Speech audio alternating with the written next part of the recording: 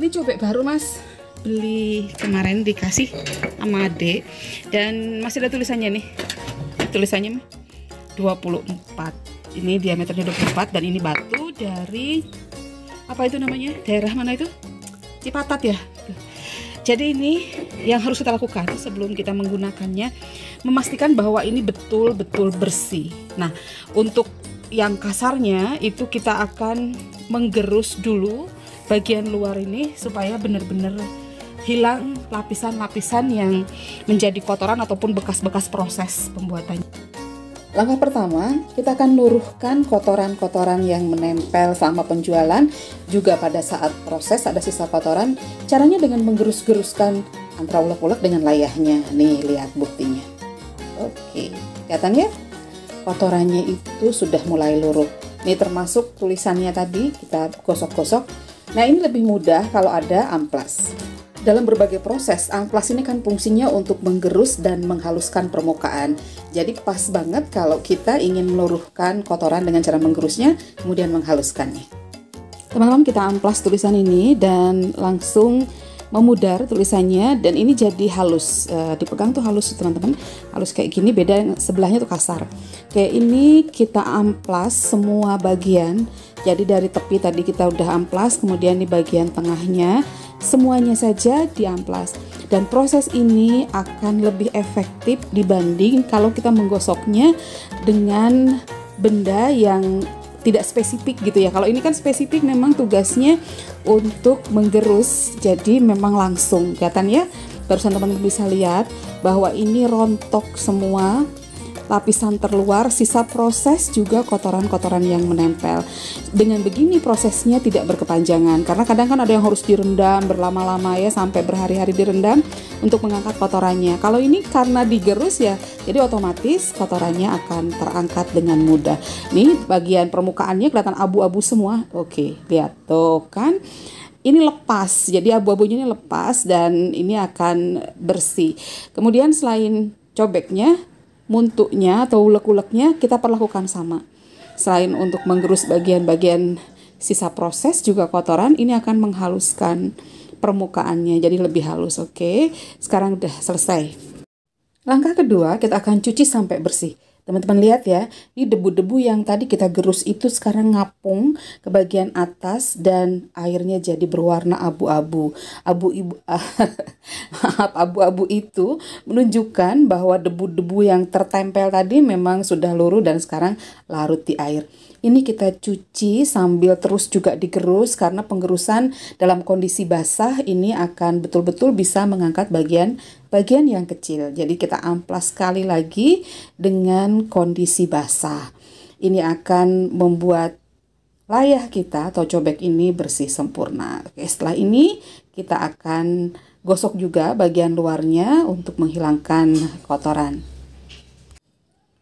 Teman-teman, ini kalau dilihat nih di bagian bawahnya ini ada melingkar-lingkar bekas bubutan. Gak kelihatan ya kalau di kamera, di sini kelihatan ini.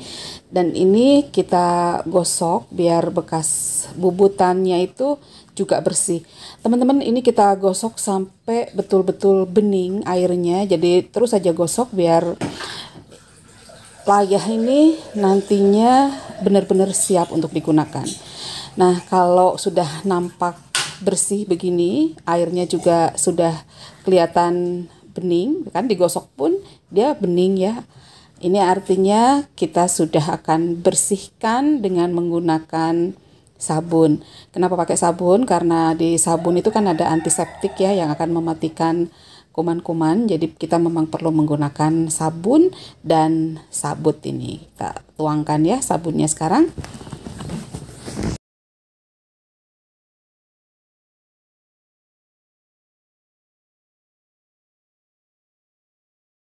Kita lanjutkan menggosok dengan spons, dan penggosokan dengan spons ini akan mengangkat debu-debu halusnya. Jadi kalau masih tersisa debu-debu halus, pakai spons ini akan terangkat semuanya.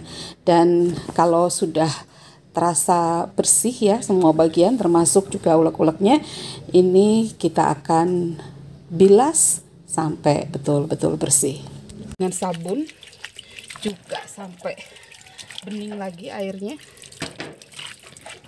Beberapa kali ya, minimal 3 kali ini pencuciannya. Sampai yakin kalau bersih. Oke, sekarang kotoran kasarnya. Ini sebenarnya kayak gini aja udah bersih dan bisa dipakai. Tapi sekarang kita perlu pastikan bahwa tidak ada lagi kotoran dengan cara menggerus sesuatu yang kira-kira bisa nempelkan kotoran. Oke, sekarang kita akan ambil nasi. Oke, kita gerus di sini ya sebentar. Oke, sebentar, aku bersihin dulu. Ini nasi teman-teman, fungsinya nasi ini kan bisa lengket ya biasanya. Jadi nanti kalau misalnya ada kotoran-kotoran yang masih nempel di pori-pori, itu akan menempel pada nasinya. Dan nanti kalau memang masih kotor, itu nasinya akan berubah warna jadi abu-abu. Kita lihat aja. Dan ini ratakan di semua bagian.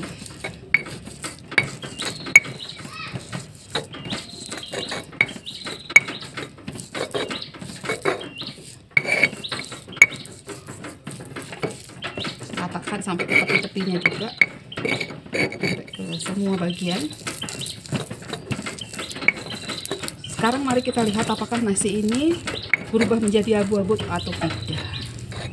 Lihat, nasi ini warnanya masih putih dan artinya ini sudah benar-benar bersih. Jadi fungsi nasi ini selain untuk mengecek bahwa ini betul-betul bersih, dia juga berfungsi untuk mengangkat kotoran-kotoran yang ada di pori ini karena dia nempel.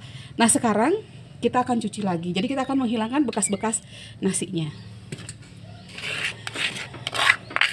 Kita akan cuci sekali lagi dengan menggunakan sabun dan spons.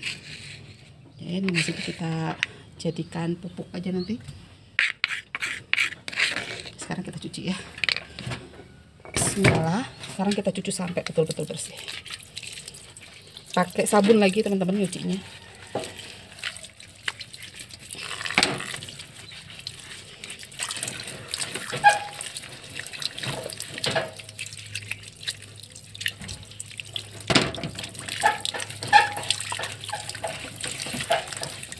Jadi kalau aku lihat di beberapa publikasi mereka biasanya pakai beras ya. Kalau beras itu justru akan mengisi pori-pori yang kecil ya teman-teman.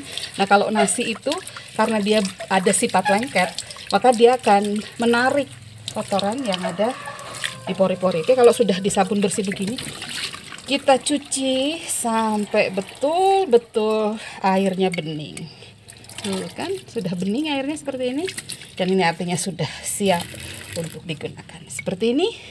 Nih, sudah siap untuk digunakan. Sip.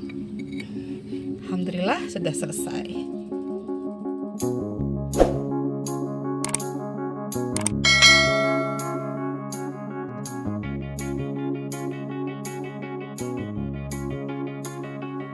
Find a real